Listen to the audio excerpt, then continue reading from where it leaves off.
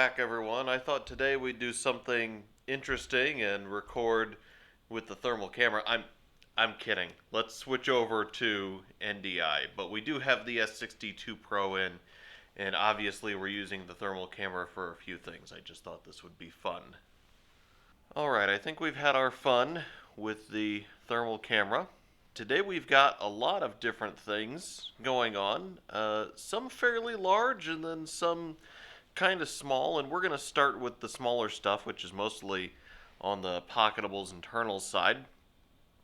You'll notice the HDMI recording box isn't on the desk right now, which I apologize for just how glossy the surface is on this desk. I had not really anticipated getting nearly this much green spill. And the reason for that is we're using a bit of magic. I'll actually put the setup on screen. I've got the Cat S62 Pro using NDI to, over my network, stream 1080p 30 video to my capture device here. And there's an NDI plugin for OBS. And actually, out of curiosity, let's open up Task Manager and go to the Performance tab. Yes, the GPU is still being used, and it's using about 12 megabits a second on the network. God, that's nothing. NDI will actually stream 4K out of that phone, but I didn't see a way to set my existing recording equipment up to handle 4K today. That doesn't mean that the option's not there, but considering that I'm at about 78% load on the HD graphics in this little i5 4310, 4K might not be possible. It might be entirely feasible. I won't know till I poke around and pull some levers and try it. And that's one of those things. I've already got the video load in there. So it could scale well, it could scale like shit. Anyway, so we're using some magic here to actually do wireless HD to our record, and I'm actually really impressed with this. I've used NDI for a bunch of different things before, but this is the first time where I've had what looks like basically zero latency video with audio coming in via USB, and maybe I'll find out that there's an audio video sync issue after the fact, but it's really cool stuff. I'm using the NDI-HX app, and I should probably just do a video on that. It's one of those, it's very simple on paper, but really in-depth when you dig into it, what you can accomplish with it. So there's that. And I'll try and do something about the reflection here on this next week. Maybe we'll have to get a different desk, although this kind of semi-gloss finish I think is what's on all of the ones. Maybe I'll just get something that I can roll out on top of it. But I picked this one because it's on wheels, so I can roll it out most of the rest of the week. Anyway, so there's that. That's why we're not using the IO Gear Upstream Dual. It's not anything to do with the Upstream Dual Capture, by the way. The camera that I was using before, in fact, let me go grab one of those. So the camera that I was using before, this little Panasonic AVC-HD cam, spits out interlaced 1080 via HDMI and records 1080i. So it's not really ideal. And up until I moved to this format where I have these hard edge lines on the desk, I didn't really notice any of the issues with interlacing. I mean, the video wasn't as sharp as I wanted it to be, but it was not punching me in the face the whole time I was editing, which I apologize for anyone that was distracted or bothered by that last week. That was unfortunately not something I could fix in post, and it was merely an artifact of the camera that was used. This I at least don't see it there, and I actually appear to be much clearer on the picture. So that's a sign that these have probably lived their useful life for most things. I might keep one or two around for a B-roll camera. C-roll? I don't know. Not a primary camera by any stretch of the means. But it would appear that we have outgrown our previous equipment. Anyway, into other stuff. This week's Free Game Friday item was Aven Colony, which was simultaneously really fun and then a bit on the disappointing side. What I wanted Aven Colony to be was some sort of colony building real-time strategy successor to Outpost 2 Divided Destiny. What Aven Colony ended up being was, I don't know, like SimCity on another planet.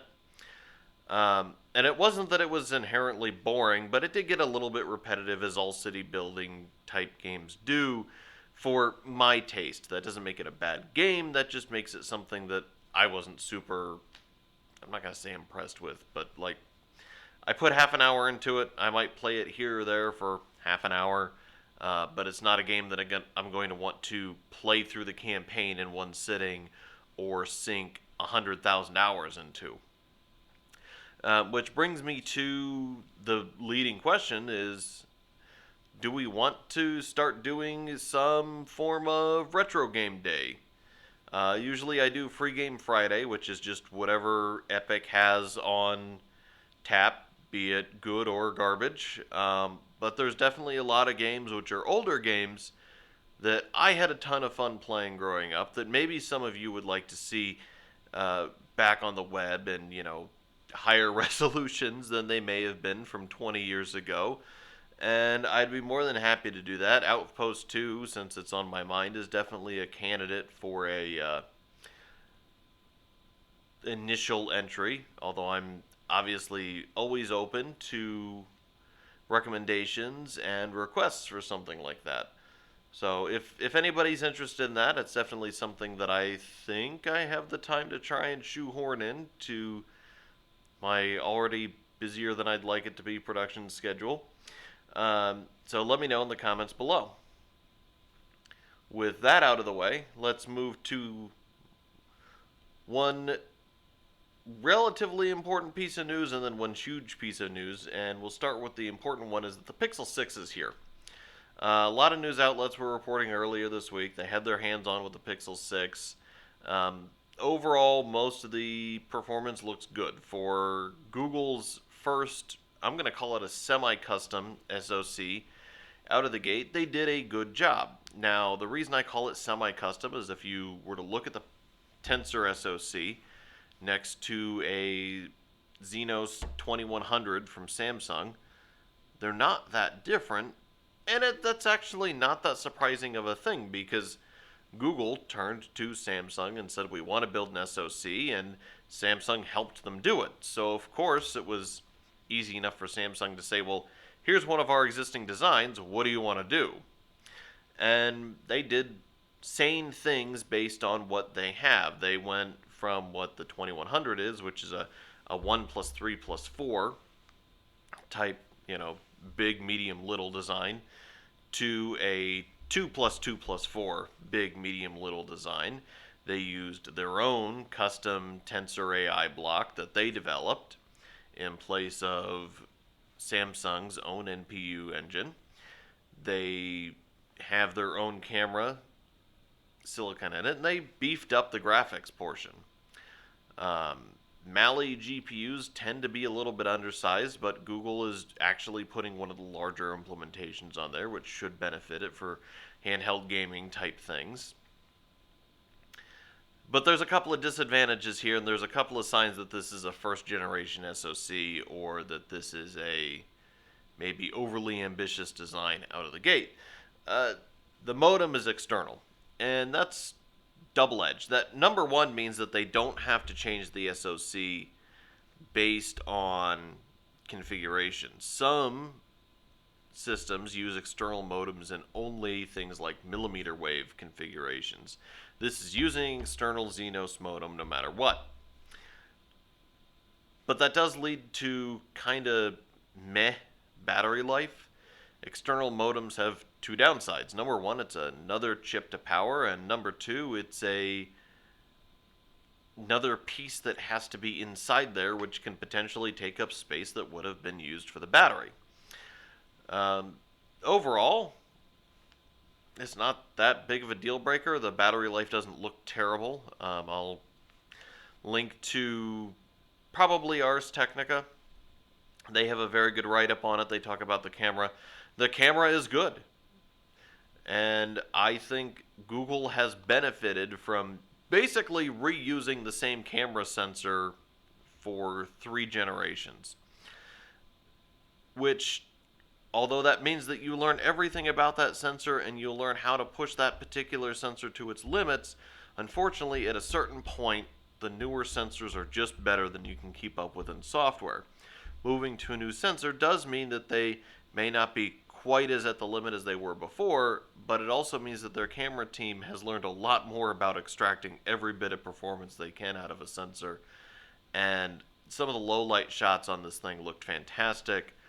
The one that Ars Technica compared it to was the previous Pixel and then the OnePlus 9, which I've never been super impressed, but I've also never been super disappointed with the camera on my OnePlus 7. It's very obvious side by side that Google's camera team has outdone what OnePlus was capable of. Which, honestly, they should. They've got their own custom silicon, they've got their own custom camera interface, and they're the ones that make Android. If anyone should know how to best optimize a camera, someone who writes the code top to bottom, developed the silicon, and is literally responsible for designing in this case, a new SoC, should be the ones who can pull the most out of a camera. Not to say that anyone should do a bad job. Obviously, the S62 Pro is doing a decent job here at 1080p video, which is kind of a solved problem. We'll try and push it to 4K next week. But if you have the ability to control every single piece of the pipeline, then you're the one that should be able to do the best at most of those steps. Oh, now I'm seeing some of the network delay. I hope that doesn't mess up the audio too much. Alder Lake is here. That's our big scary one. I'm getting kind of a flashback with the Alder Lake launch, although it's not quite as clear cut as what I'm going to compare it to. For anyone who remembers, back in 2006, we'll say, some of the information preceded it a little bit, but back in 2006, prior to that, Intel had been behind for a while. Not a little bit longer than they were behind this time, actually.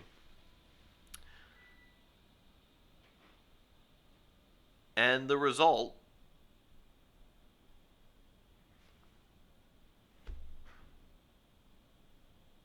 I just saw it hang for a second.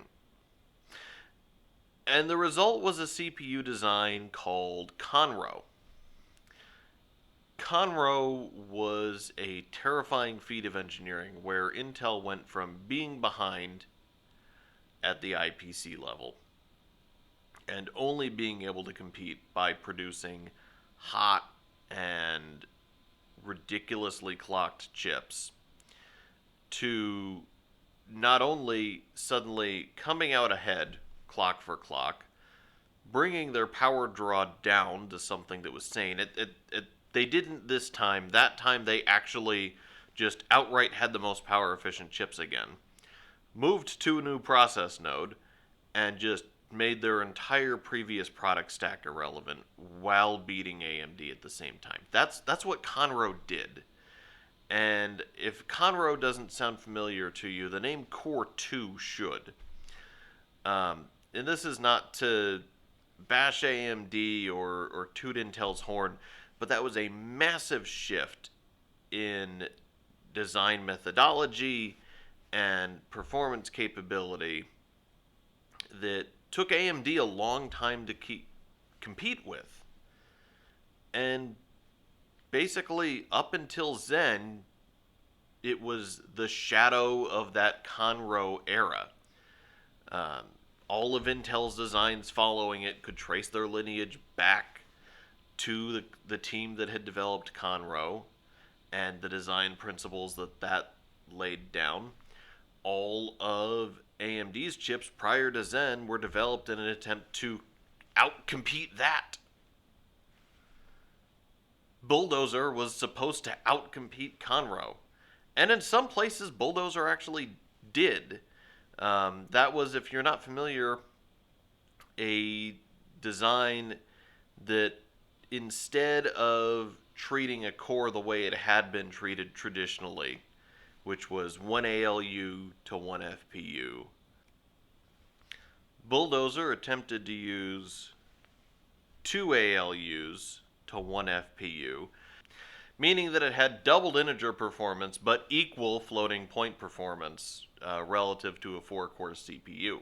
Now, there were some issues with the Bulldozer design that prevented it from not reaching the theoretical limits of what it was capable of, and there was some marketing drama around the fact that AMD was treating it or calling it an 8-core CPU when it was 4 of these ALU and FPLU, when it was 4 of these modules, one module being one floating point unit and 2 integer units.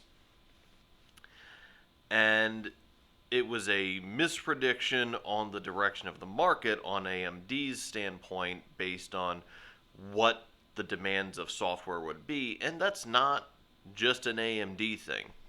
I mean, Microsoft with Vista mispredicted where computing was going. They didn't really see netbooks coming until they showed up, and guess what? Netbooks sucked with Vista. So that's not an AMD thing. Intel's capable of that kind of misstep as well. They actually got stuck at 14 nanometer for as long as they did because they didn't predict the way foundry technology was going to change correctly. They weren't jumping to EUV when everyone else was, and therefore that meant that their processes weren't working the same way that they thought they would, and they ran into problems that the other foundries weren't. And that's the kind of decision that can either work out in your favor if you guess right, or can work out completely burning you if you guess wrong. But that's enough historical background based on at least the version of history that I've observed. What we have now is Alder Lake. And these chips aren't nearly the day and night change that Conroe was.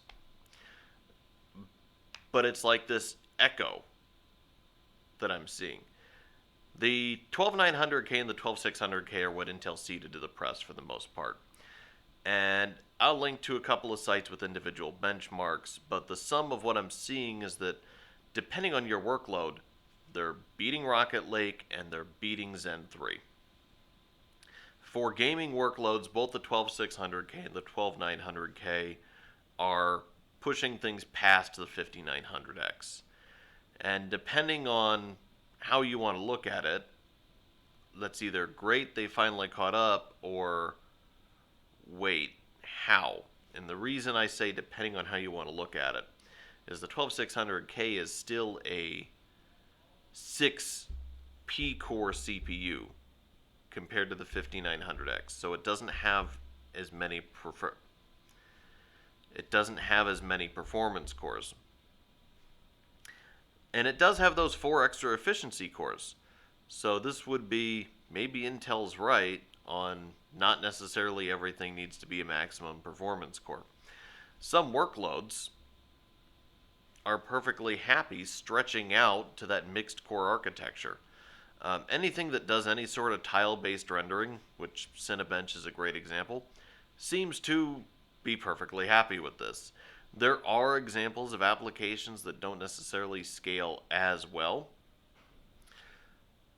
However, for the whole, this seems to be a performance gain for Intel on the gaming side. Like I said, there's a couple of games, and there always are, that just like one architecture better above all else. On the content creation side, on the professional app side, not quite as much attention has been paid to that space, but it's looking like if your application can scale out, but it's looking like the 12900K is trading blows with the 5900 and 5950X, basically where it should, and the 12600K is not far behind, which definitely makes me suspect that the reason that the 12700K didn't get seeded to most press outlets, I think Tech Power Up has information on it now, they didn't yesterday, was because the 12700K makes the 12900K look bad. And there's a couple of ways it can do that, and we'll get to that in a second. But the 12600K is not far behind the 12900K in a lot of content creation type workloads either. The 12600K has the same number of performance cores as the 12900K. The 12700K only has 4 efficiency cores, so it does take a deficit there. And we talked about last week how the clock speeds are kind of weird as how they've been balanced. I think the reason the 12700K didn't get seeded is because with exactly as many performance cores and a higher base clock and a nearly identical turbo, places where the 12900K does well, the 12700K will also do almost as well and make that $600 price tag look really bad. That's not to mention, I think it's likely going to turn out to be more power efficient. A lot of outlets were showing the 12900K pulling 241 watts in certain workloads, where the 12600K with its relatively close performance would pull 125. Now, there's 2 potential pitfalls for Intel going forward. Number 1, AMD is supposed to release those 3D stacked cache Zen 3 chips at some point, theoretically. I don't have a date, I don't have a prediction, I don't have any sort of estimate for that. But that's the one thing that I keep hearing, is that those are going to be the step between now and Zen 4. I don't know what the silicon shortage has potentially done to that plan, but that's definitely something that in a lot of applications could make a big difference. Anything that's memory starved, which Zen loves memory bandwidth, has since Gen 1. Anything that will benefit from additional memory bandwidth is going to love additional level 3 cache. So that could be a huge uplift, especially on those big CPUs like the 5900X and the 5950X.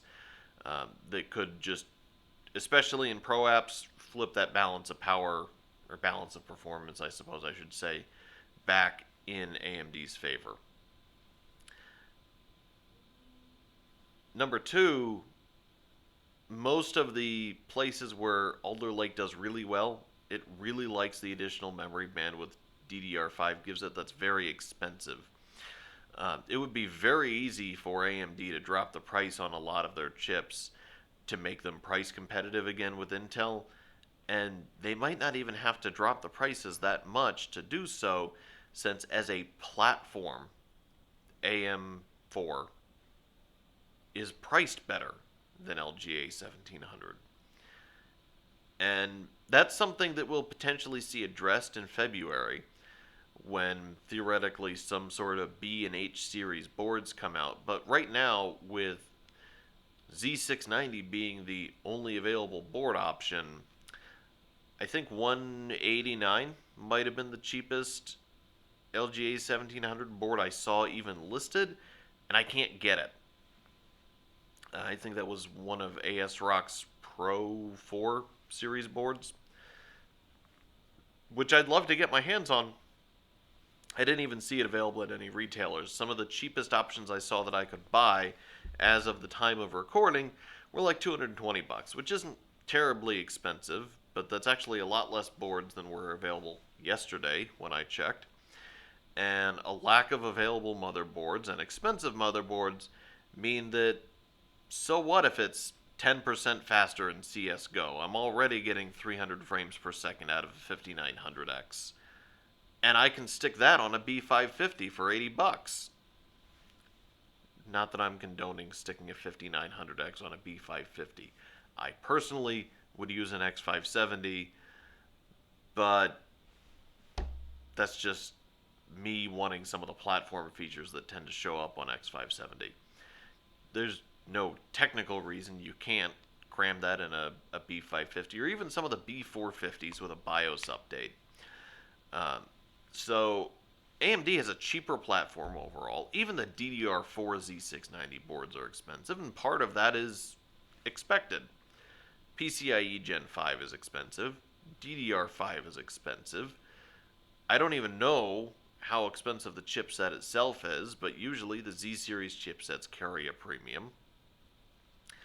And we're in the middle of a shortage. Board prices and component prices have been creeping up slowly all year on everything anyway. So if there was a time where you're going to be able to raise the average selling price of your products, well, a whole new series of motherboards is really the best time to do it, since people respond less badly to that. What I mean is, if I'm a motherboard vendor, ASRock, MSI, Asus, Gigabyte, whoever, and I'm seeing my margins decrease on the motherboards as the component prices increase, the best time for me to take a zero risk increase on prices is when I'm launching a new series of motherboards. There's no, hey, wait, why did the MSRP go up $10? Why did the cost go up? Why can't I get this at the price I paid last week? It's just the new boards cost X. And there will be some comparison to last gen's boards cost Y. Why did this gen's boards cost X? But overall, you're going to get the least amount of negative press doing it that way. Not that you couldn't launch a Rev 2 board and say the price went up 10%. But that Rev 2 board better have a distinguishing feature at that point. And that may just cost more than it's worth doing. And now you've got to print new boxes for what was basically an existing product, and new manuals and new support and all sorts of new stuff that, you had to do with all of that anyway for a new series board launch.